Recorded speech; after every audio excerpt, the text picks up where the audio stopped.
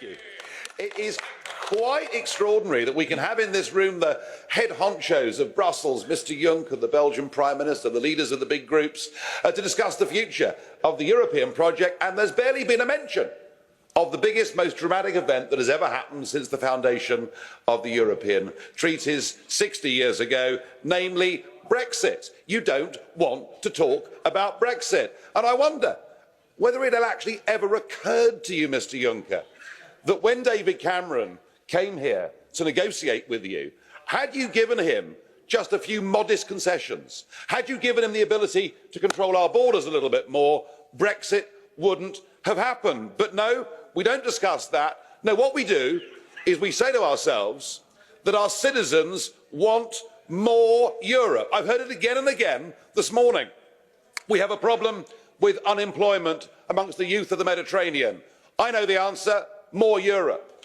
We have a problem with growing terrorism in our countries, something that we've caused ourselves, but we decide no, the answer is, or in the case of the Belgian Prime Minister Michel, to have a European CIA. We decide that on taxation, on regulation, no member state can make their own decisions. It's all got to be decided here in Brussels because we need more Europe. In fact, many of you have decided that migrant quotas are a good idea, so that individual member states can't make their own decisions. So is it any wonder that there are countries now, voters everywhere, waking up to the idea that you cannot be an independent, democratic nation state and a member of this union? You know, Brexit, I think, is going to prove to be just the first brick that is knocked out of the wall.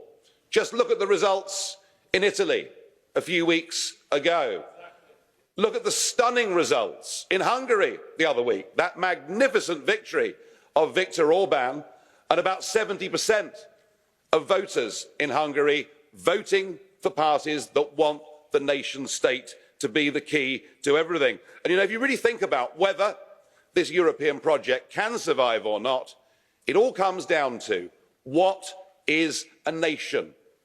What is the unit towards which we give our allegiance, to which we pay our taxes, to which we would, in extremis, be prepared to defend? And there are some, like Mr Verhofstadt here, who seem to think that this flag represents a European identity, and he clearly identifies as a European. Many of you in this room identify as Europeans, but you're missing something.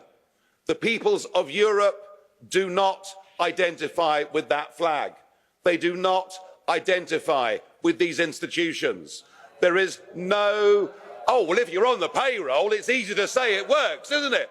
But actually, out there in the real world, there is not a European demos, there is not a European identity. Maybe, but maybe, there may be one exception.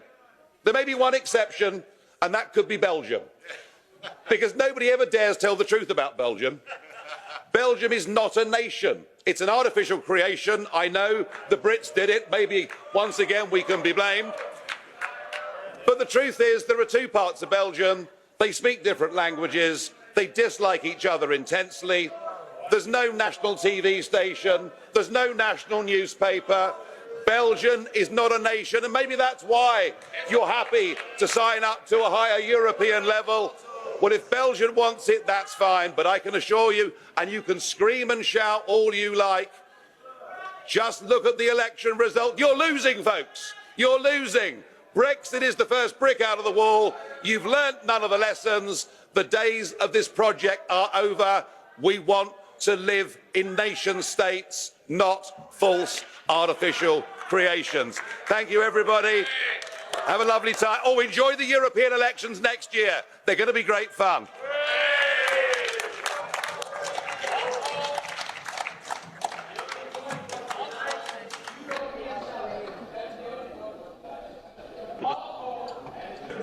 Onorevole Farage, le ricordo che anche Mr Farage, you are drawing a salary as a member of the European Parliament like everyone else. It's not as if the others are paid and you are not. I don't think you've foregone your payments, and the same applies to your group. President, I supported Britain leaving the European Union. Therefore, my job ending, I am the turkey that voted for Christmas.